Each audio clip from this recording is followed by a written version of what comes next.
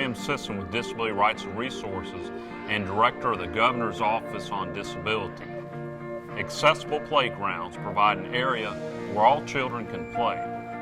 This video will provide you with general accessibility guidelines for new playgrounds and playground alterations.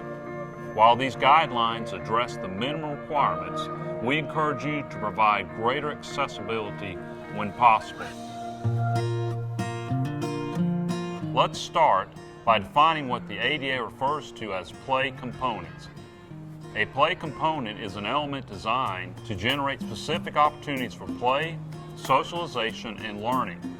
Swings, spring riders, playhouses, slides, and climbers are among the many different types of play components. Play components are divided into two types, elevated and ground level.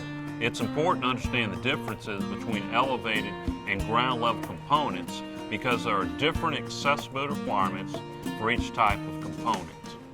Play components that are attached to a composite play structure and that can be approached from a platform or deck area are considered elevated play components. Think of elevated play components as any play component that can only be accessed from off of the ground. For most playgrounds, at least 50% of elevated play components must be on an accessible route by ramp and/or transfer system. Ground level play components can be approached and exited at ground level. Swings, spring riders, and standalone climbers are common types of ground level play components. The number of required ground level play components is determined by the number of elevated play components on the playground.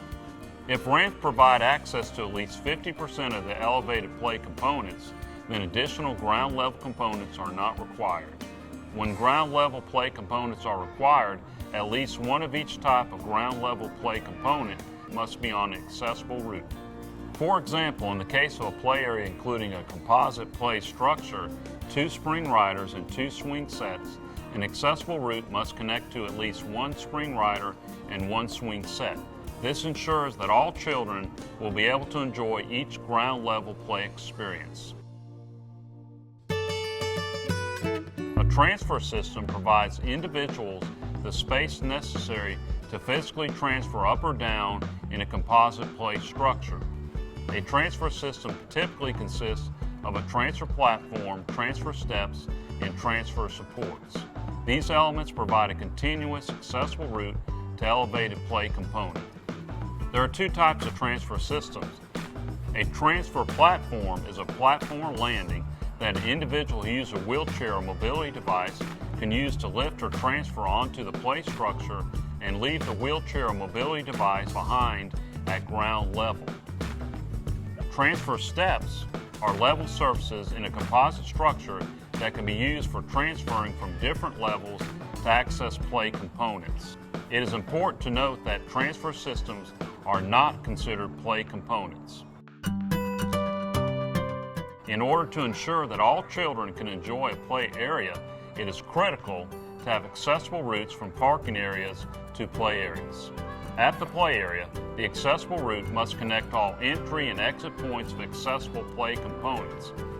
Typically, accessible routes should be at least 6 inches wide and free of protruding objects. An elevated accessible route is a path used for connecting elevated play components.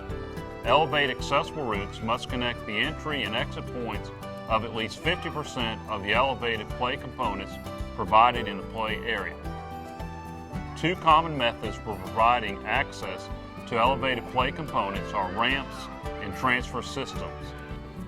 Ramps are the preferred method since not all children who use wheelchairs or other mobility devices may be able to use or may choose not to use transfer systems. Here are some key guidelines to keep in mind when reviewing elevated accessible routes. Elevated routes must typically be 36 inches wide. They must have handrails 20 to 28 inches above the ramp surface. They should provide adequate maneuvering space on the same level as the elevated play components.